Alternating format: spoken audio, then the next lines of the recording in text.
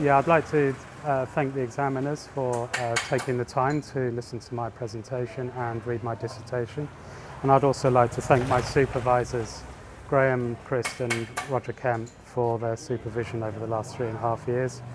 Also to thank the PRS panels for their advice and guidance over the last 3 to 4 years. And also then thank the people of District 4 for their contribution to my work. So back in 2016, I started a research project with some colleagues from our MIT, and we knew that we wanted to look at hems, but my experience of these hems, which are basically these alleyways in Ho Chi Minh City, my experience of these hems was really focused around District 1, District 3, which tend to be more commercialised and perhaps more tourist orientated in some places as well. So we kind of looked around and we decided we would look at District 4 because it's relatively close to the campus, which would make it easy access for us as researchers, but also because it was a district that was pretty much cut off from the rest of the city in terms that it was seen as being a bit of a dodgy area. It was seen as being dirty and very working class. So a lot of the middle class Vietnamese tend to really look down their nose. The reality obviously couldn't be further from the truth. It's one of the friendliest areas I've been to in the city, and it's spotlessly clean, and all of the gangs and the issues, the gang-related crime no longer exists here. It moved out probably about 10 years ago now. They were all moved out. So after my initial visit to the hems, obviously the experience there is quite all-encompassing, and so what I did is need to develop a process of being able to analyse the footage that I've captured from the hems, and so that I can find ways in which I can work with this and then begin to reconstitute the experience of being in and around these spaces. So this reconstitution is really trying to look at the idea that when we're in the hems, we don't see everything that's going on. Our experience our human experience is all-encompassing. So I wanted to develop a set of treatments which began to sort of explore how might show overlays or traces of behaviour and movement and activity that began to fill in the other 290 degrees that were remaining.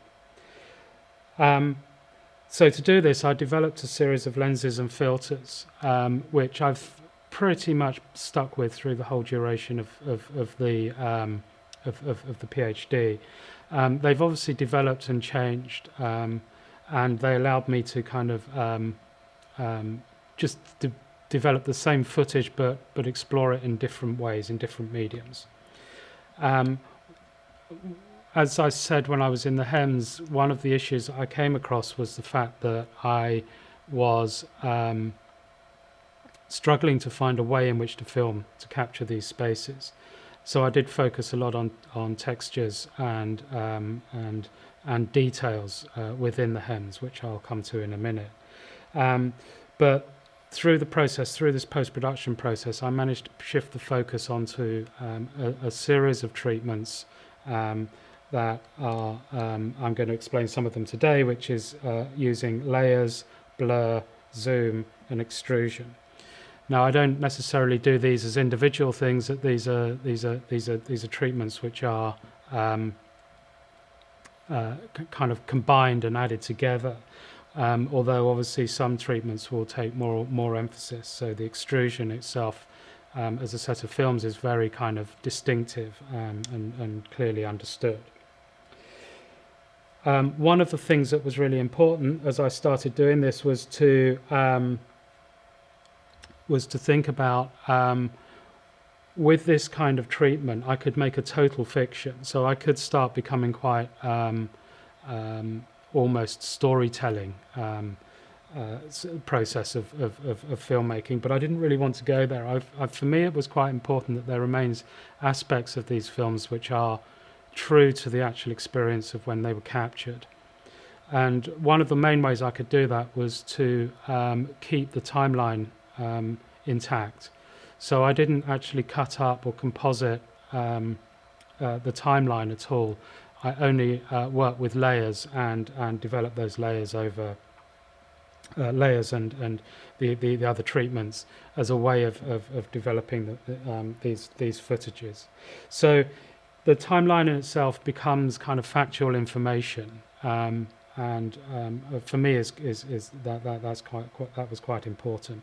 Even though I did in places adjust things like the actual tempo, the speed. So certain films I would slow down and just to add a little bit more tension in them, but also to just allow what is being seen to be understood. When I first came here, the whole space was very kind of overwhelming. It's very intense, as you can see. It's very narrow. It's very condensed, um, and it's very busy. Motorbikes, push bikes, people walking up and down constantly. So the whole experience was very overwhelming, and that's something that's been an experience from that hasn't really changed. No matter how much I've got used to being here, it hasn't experience hasn't changed. What has changed is my knowledge of my visual knowledge of the Hems has obviously increased a lot. There's a lot culturally and just in the way certain things that happen that I'm constantly learning, and that's because I'm not Vietnamese, I'm not resident, so my understanding of what goes on in these spaces is purely based on observation. So my whole PhD really has been the key focus of it has been about this intense and durational kind of observation, where I've been filming the same set of hens for the last 4 years. Even as we arrive, there are kind of people that remember me coming and say hello. One of the films I made is Mechanic, and that's this guy here.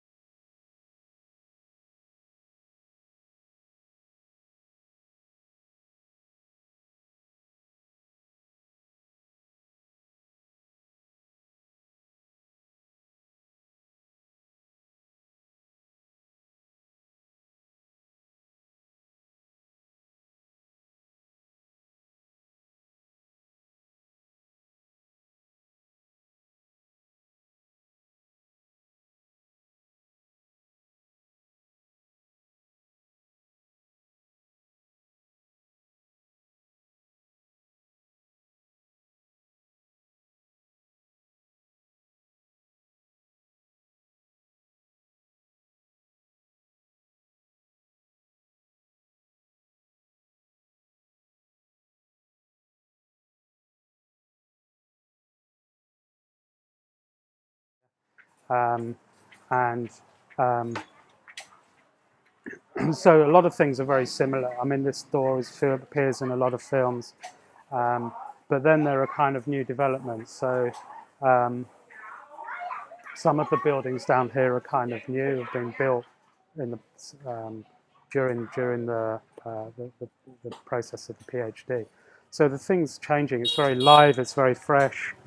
It's a very kind of it's an area that's not sort of it's an area that is all about change and redevelopment, but micro redevelopments rather than the whole scale redevelopments you see in District 1 and District 3, District 2.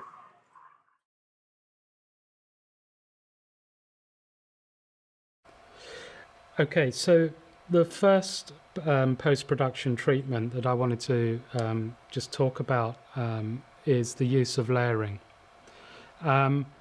Layering is obviously one of the big advantages of using digital editing, but it also has allowed me a way to kind of develop these lenses and filters in a way which feel that they're much more customizable rather than actually just using inbuilt treatments from the digital software itself. So my use of layers was initially to kind of bolster the colors and the saturation of the images.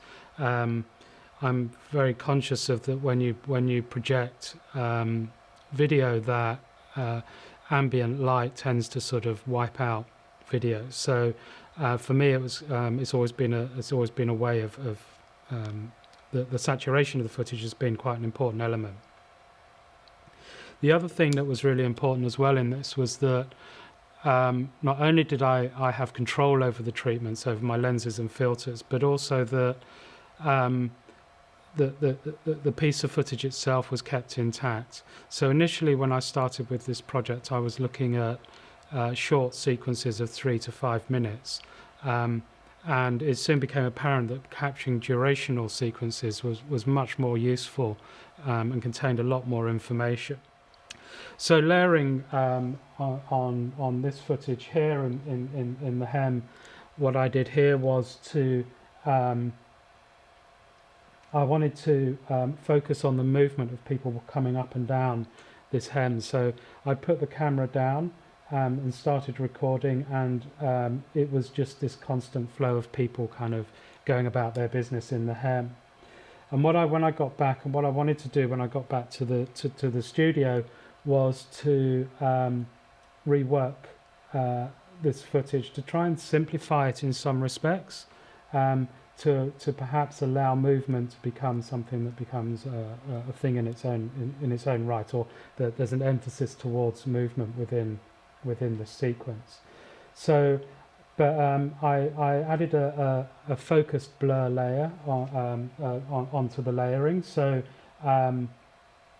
the focal point of the hem, the horizon line, vanishing point of the hem, kind of remains in focus, and then as you move out, it becomes more blurred. Blurring is kind of was quite an important treatment. So as I said before, that these kind of lenses and filters tend to overlap and work together. But blurring is very useful in terms that it allows me to kind of remove or disguise information which perhaps takes away from what I'm trying to really dig into, what I'm trying to discover or look at. So here I'm really interested in movement, I'm interested in this flow up and down, and occasionally people walking across horizontally, coming in and out of their buildings. But the movement was the key thing, and the blurring kind of removed information which I didn't necessarily want in this sequence. In other sequences, that detail is there, and the focus blur is not used. But in this particular example, I did. I also in this sample I layered the same footage on top of each other to build up the saturation. And this was really interesting when I was looking at the saturated footage. But what I wondered what would it look like if I actually took out all of the colour? So left it in that saturated state, but removed the colour. So this has had about 80 or 90% of the colour removed. So you'll see some stronger colours, like this guy's sort of slightly green thing, because he had a very bright green top on. So some colours have kind of remained, but most colours have come out, and this more focused on very dark green, almost black kind of tonal quality. So again, it kind of just simplified things down to the movement. This second treatment here is a treatment where I'm actually now walking. This is a sequence where I'm walking through the hems, and this treatment is again using layers. But what I've done is I've actually added the layers on top of each other. reduce their opacity right down so that they're virtually transparent, but then they build up an image without oversaturating or losing detail. And what I did as well is I actually put a 1 second delay on each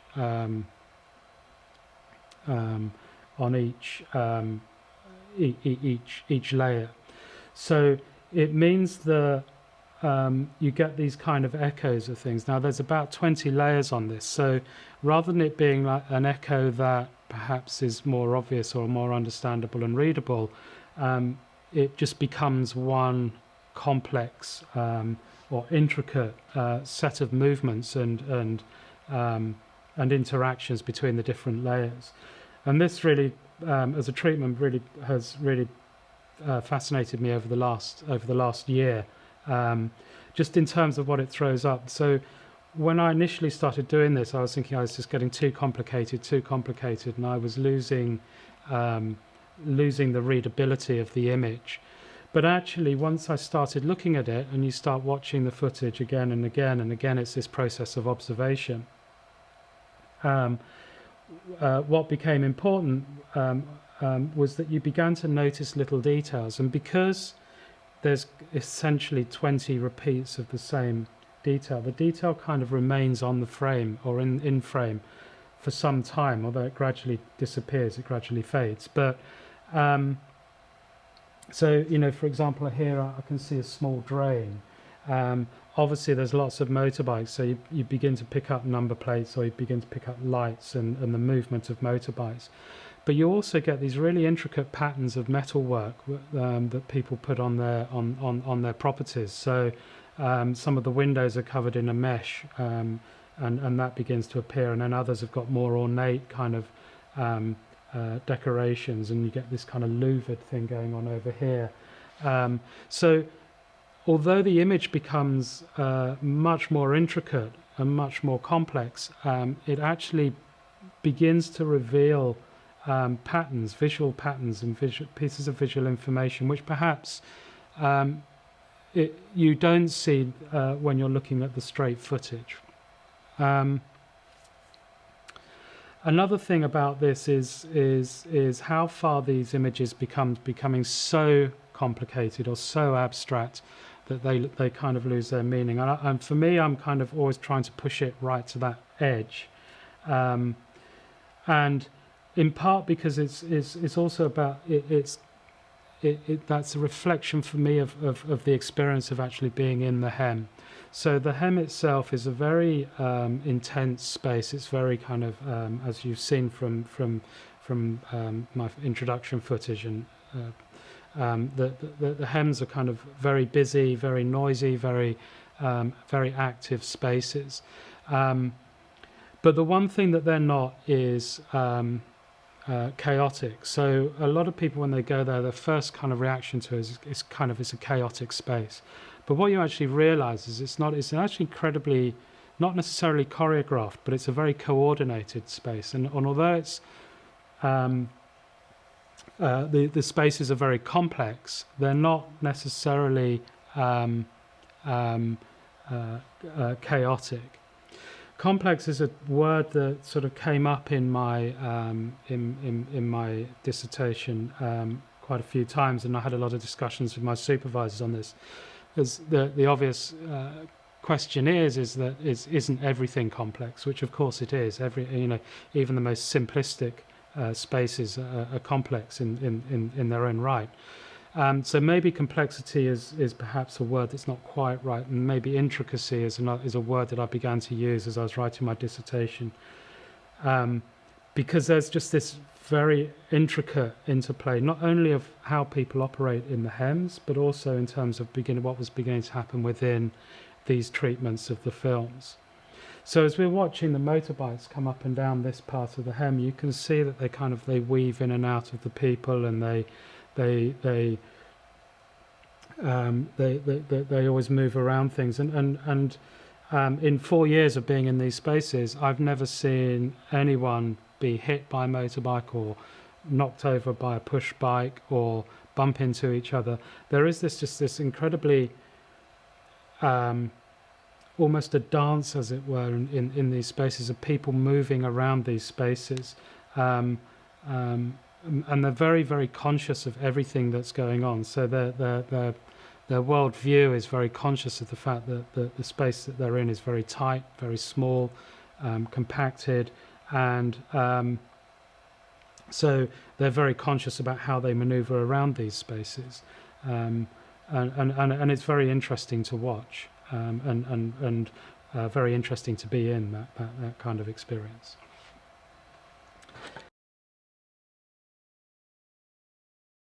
Yeah, one of the advantages of looking at this as an outsider is that I'm able to, I don't have any preconceived ideas about what is happening here. I don't have any, I don't know who are the dodgy people, who are the friendly people. I mean, to be honest, everybody I've met has been very friendly. But so I have no preconceived ideas. I have no preconceived approach. So that the whole of the filming, one of the core principles of the filming process has been to actually just film what I experience. So being here, what is it like? And I will just plonk the camera down and either record a series of sequences or a long sequence, or I'll walk around with a gimbal and film that process of walking around and I just film what I come across. I have no intention, I have no reason to go out and film anything in particular, or film any particular place or any particular thing that I'm looking for.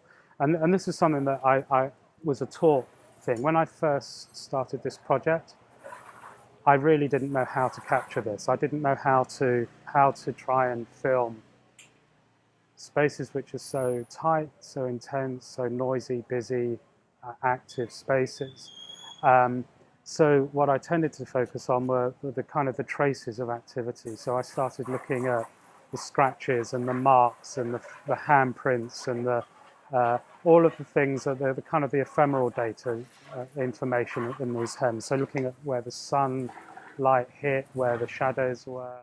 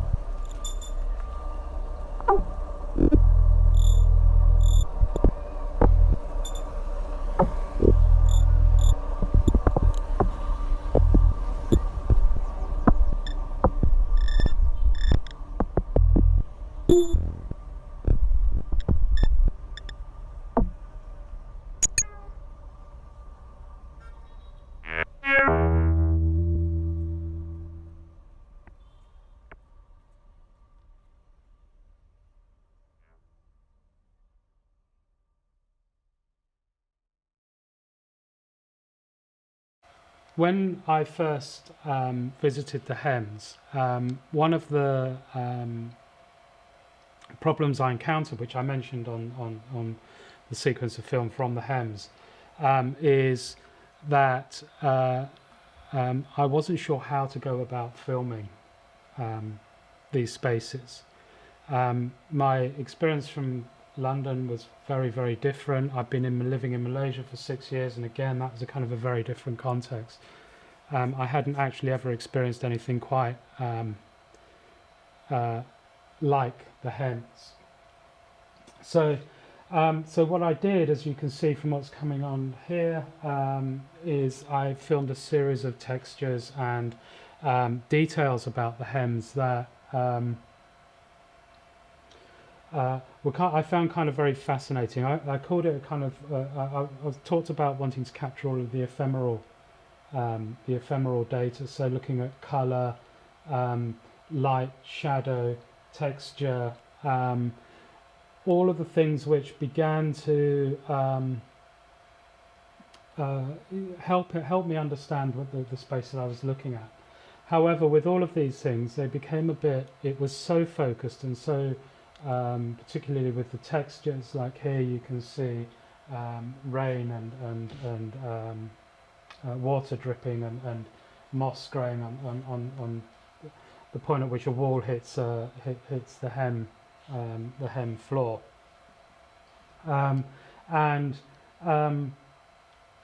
it kind of makes for very interesting footage, but it actually was it lacked that sense of space. And this was something I became quite interested in, this notion about at what point do we understand something as being a particular place in this context. At what point do we understand this being these hem spaces, these alleyways, and at what point do we not understand that? And obviously, if you've got knowledge of these spaces, perhaps your point of recognition or your threshold of recognition is a kind of a little bit quicker than perhaps if you're unfamiliar with these spaces. So I then began to explore, which is what you're looking at now, sort of sequences of playing with zooming in and out of these sequences. And there's two types of sequences going on here. So there's this one on this side is more looking at a long captured sequence of about 20 minutes, and which is gradually zooming out of. So this was kind of quite interesting because again, looking at this point where it goes from something that's kind of completely abstract and unreadable to something, oh, I see, it's a blah blah blah, or it's something, that moment of recognition. And then on this side, how I started these experiments was by playing with taking just still frames from the video and putting a digital camera on the still frame and gradually moving the digital camera out of that still frame. So I used Apple's Motion 5 software to do this. At this point, one of the things that I needed to play with was the notion of blur, because obviously when you're zooming into something, a frame so closely, it's going to become very pixelated, and then the medium itself dominates the conversation. The medium becomes the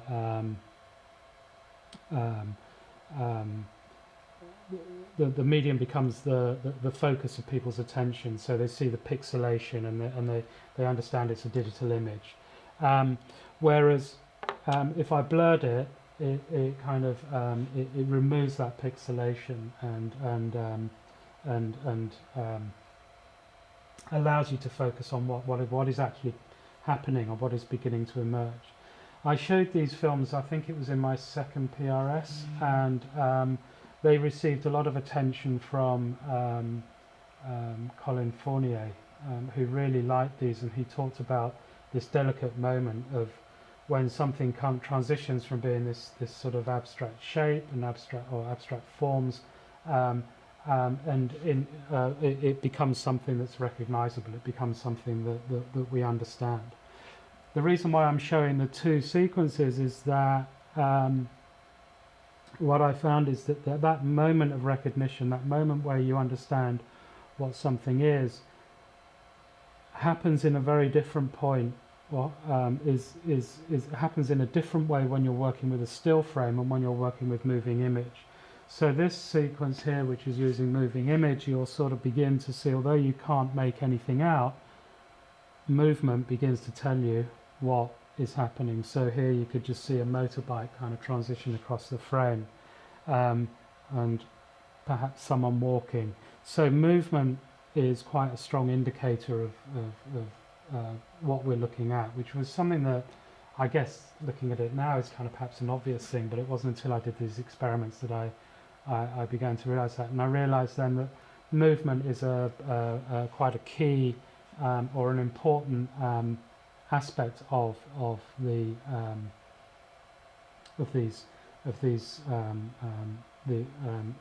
films of the Hems. And I through this I kind of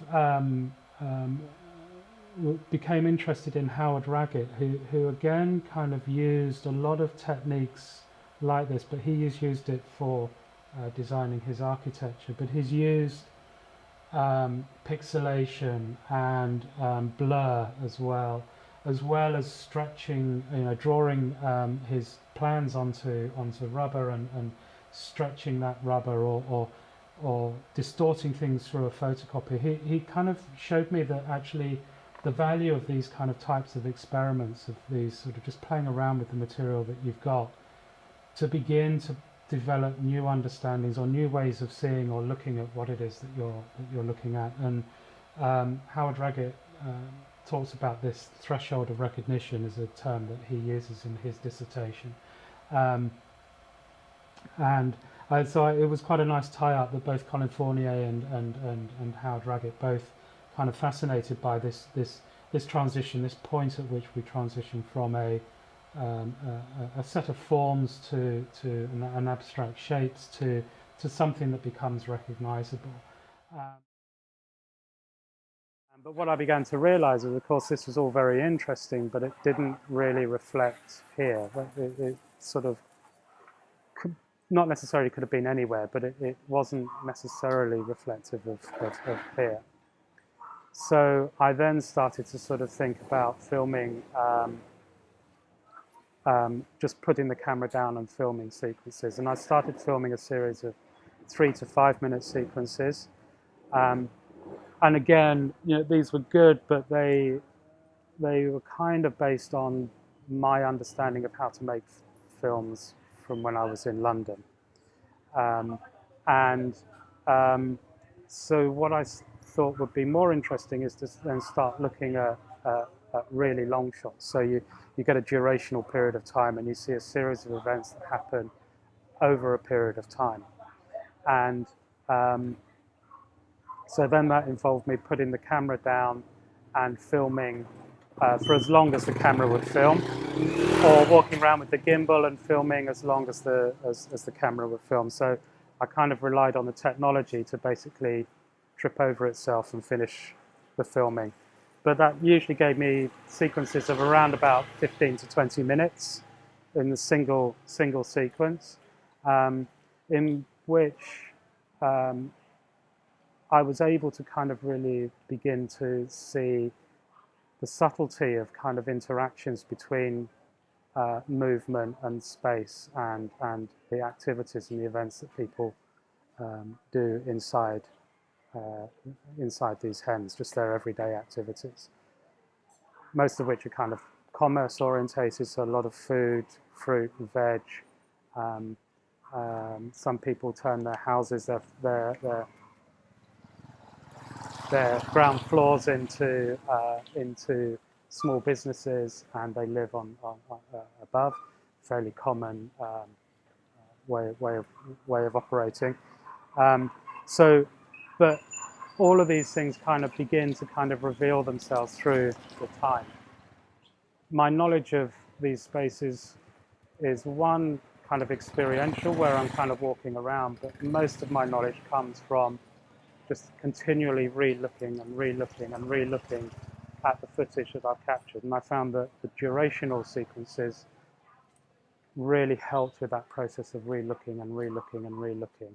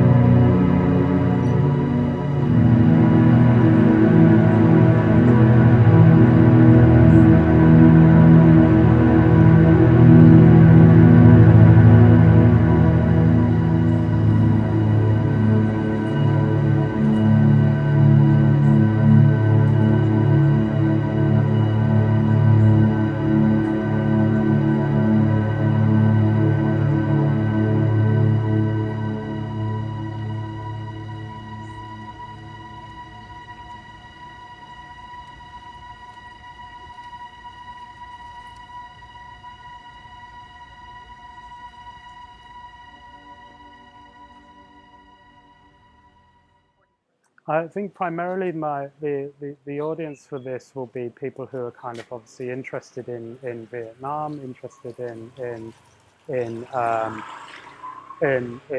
our cities and how we how this city operates. But I'm also kind of for me, this is a document which is valuable for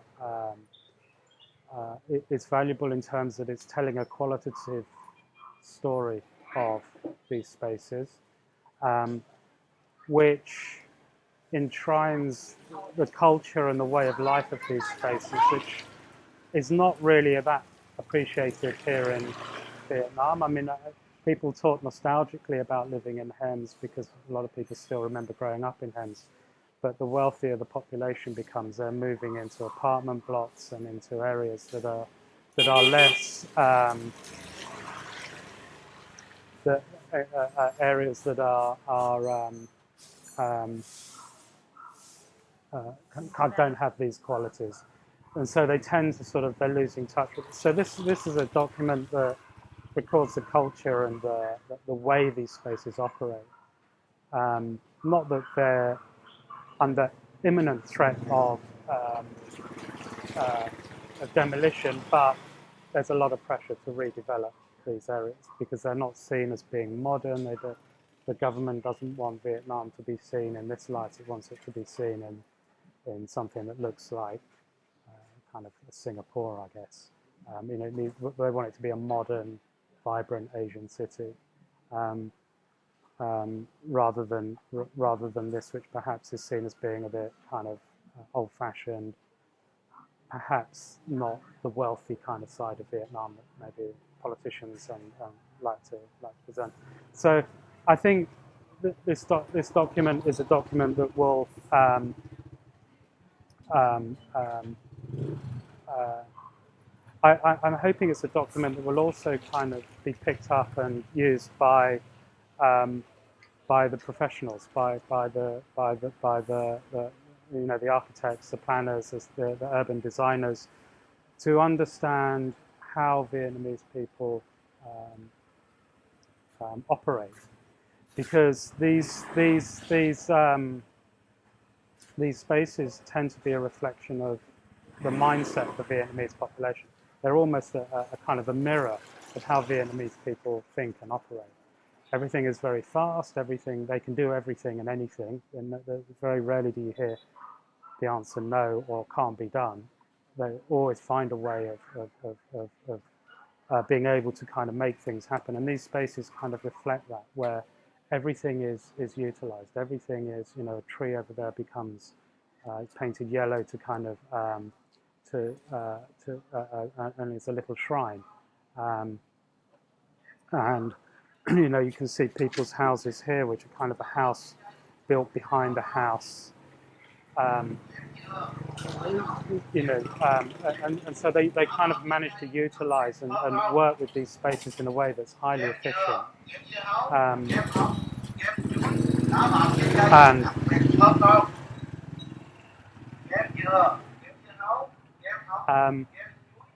And so these spaces have these kind of overlapping and layered kind of uses, and there's no space that goes unwasted. There's very efficient use of space.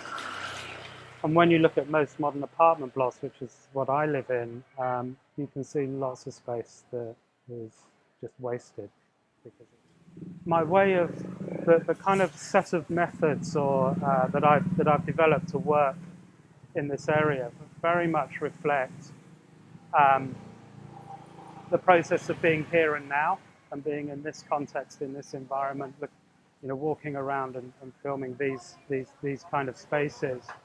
But at this moment in time, I just enjoy the experience and just look at the multitude of things that there are to look at. And it won't be until I actually go back, and that process starts when I jump on the back of a motorbike and start going back to my studio, that then the experience that I've just had starts to kind of filter through, and I start to begin to sort of order it into my brain. And then when I get back to the studio, I can re-look through the footage, keep re-looking. And then I start playing with it. I'll start playing with blur, or I'll start layering things up to intensify the colors. Then I'll notice certain things and I'll sort of think, well, that would be quite interesting. Maybe if I extruded those, or if I built them up as layers and just overlaid and then did a slight time delay on each layer, just so that I can begin to kind of try to build the experience of a kind of qualitative experience of being here, rather than it being one of um, photographic accuracy in terms of being a plain, straight document. In the last year of this project, where I've been exploring the hems, I've become very interested in obviously this notion of layering, and then I started to use digital tools, or I have been using digital tools like Motion 5 to generate digital cameras which zoom out of a frame or zoom out of a sequence. And I always remembered that there was a colleague of mine from the University of the Arts London who did this amazing kind of breakdown of 2001 by Stanley Kubrick, where he extracted every single frame from the film that contained the color red, because this is obviously a color that Kubrick responded to through his photography history and experience, etc. And then he laid these frames out in an axonometric form. So you had this beautiful kind of object that was the timeline of the 2001, but just showing the frames that contained red. So you had this kind of flow of red as through the film. And it struck me as being that might be kind of very interesting in a way to understand how the movement occurs within these, or how the spaces are used and people operate within these hem spaces. That this could be quite a useful technique of doing that. So initially I started looking at some sequences where I just took out frames. So I took out the still frames from a sequence, took out every 100th frame, and then spaced them apart, 100 pixels apart in Motion 5, and then put a digital camera on them and moved the digital camera around, so rotating around this block of time. And they were kind of very interesting, the results. So you tended to sort of see flow. Flow became really important, which is obviously an important property of the notion of duration as well. So you began to see the flow through the hems, and you began to sort of identify areas where there's not much change in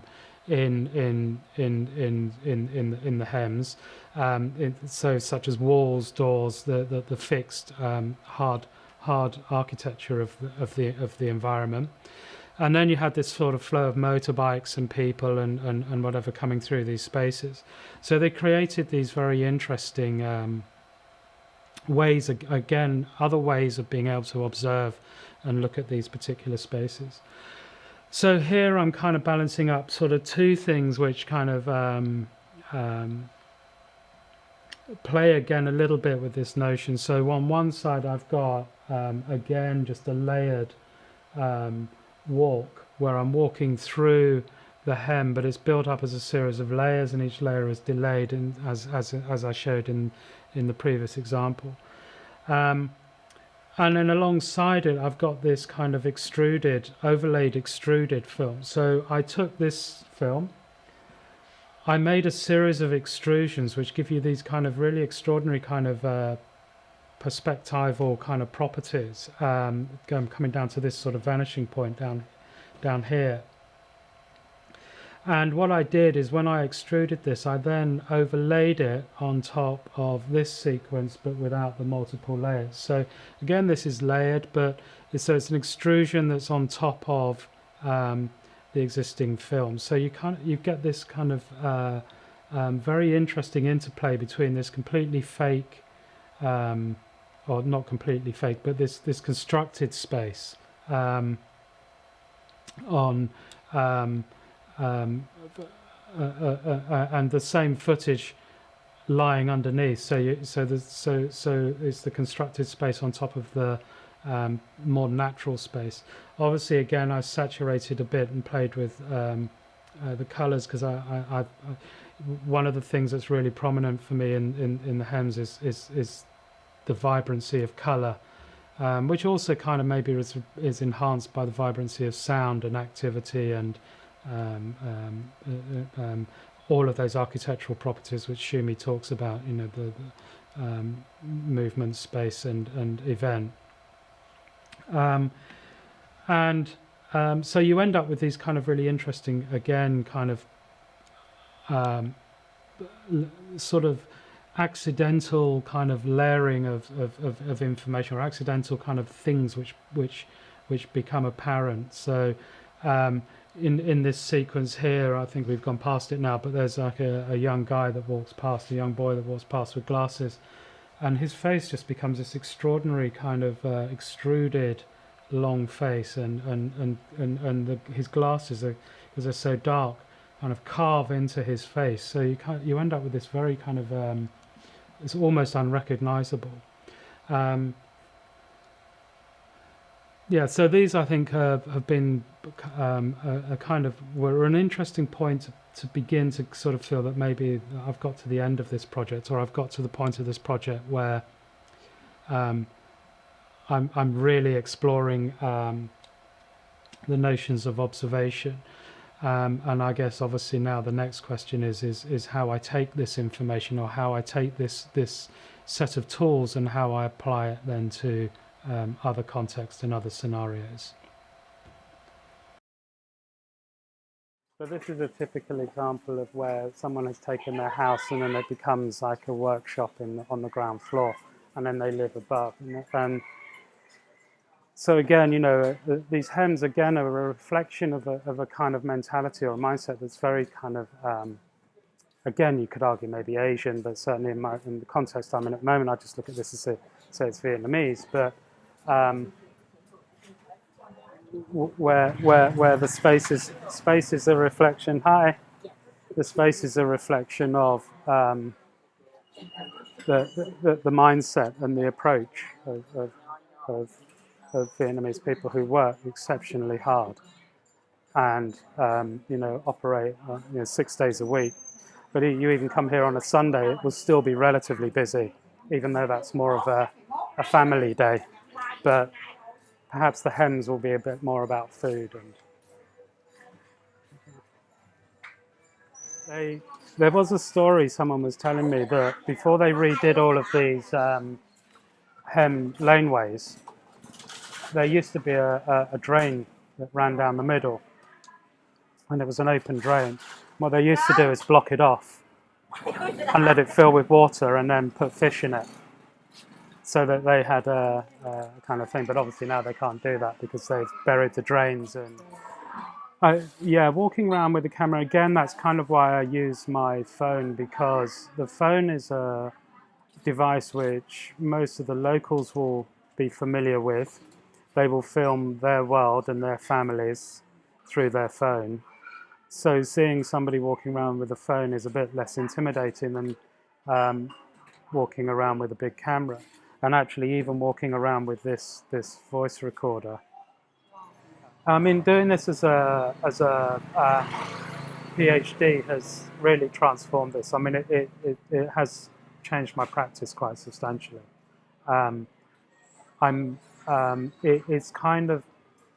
It's helped me develop a way to look at how you can film urban spaces, particularly more the qualitative properties of urban spaces, and in a way which is kind of repeatable. And so the process of having to look at this for the PhD has taught me, you know, just the value of re-observing, or this sort of secondary process of observation when you're in a kind of, I guess, a post-production phase of filmmaking, which where you're re-observing because you're thinking about how how to recreate or reconstitute the qualitative experience of these hems, rather than sort of thinking, here's a digital treatment I know how to do and applying it, which is perhaps closer to what I was doing before. So my filmmaking process has always been one of kind of just land somewhere and explore, visually explore. So I don't have a traditional approach to filmmaking, and I think that's probably been a real benefit, because I'm here where I can see things that I'm very familiar with, drinking tea, and you know, talking to people, watching people eat, you know, all things that are very, very kind of familiar, but so very, very different, because they're happening in a language and they're happening in a context which I only have a small understanding of, which is a good thing and a bad thing. I really would love to be able to feel like I understand everything here. And yeah, I mean, at the beginning of the thesis, I thought I kind of, in my head, I had a set of treatments that I wanted to work with. And I guess my editing process hasn't changed radically, but it's much more purposeful. And I'm now, I think it's this notion of observation has become very important, but it's also this idea that we just respond to something that is happening at the moment. So my films are a kind of a response to each experience of coming here, which is different. It's different every time. Same streets, same people, but it's different every time. It changes and it shifts, and so each time you come, you're kind of more familiar with the spaces, but perhaps more familiar through the repeat of editing, through this process of re-observing through the editing process. But your familiarity increases, so you come here, which in a way is kind of good, because then when you come here the next time, you're freed up. You're not just overawed, you're actually a bit more in control of the space and context that you're in, which means that you can start looking for more things and you feel more comfortable just walking around and filming. So one of the things that's becoming more important is actually then how I start to work with the films that I've made. So obviously they can exist just purely as films. But what I like to do is to work with using these films in live presentations. So I've been using software to kind of basically live mix the video footage with a colleague of mine who also worked on this original project, who makes audio. So we kind of, he mixes live audio based from the hems, and I mix live footage. And so I think this will be something that I want to kind of pursue, because for me that liveness and that randomness of when you're mixing footage together somehow encapsulates even closer the experience of these particular hems.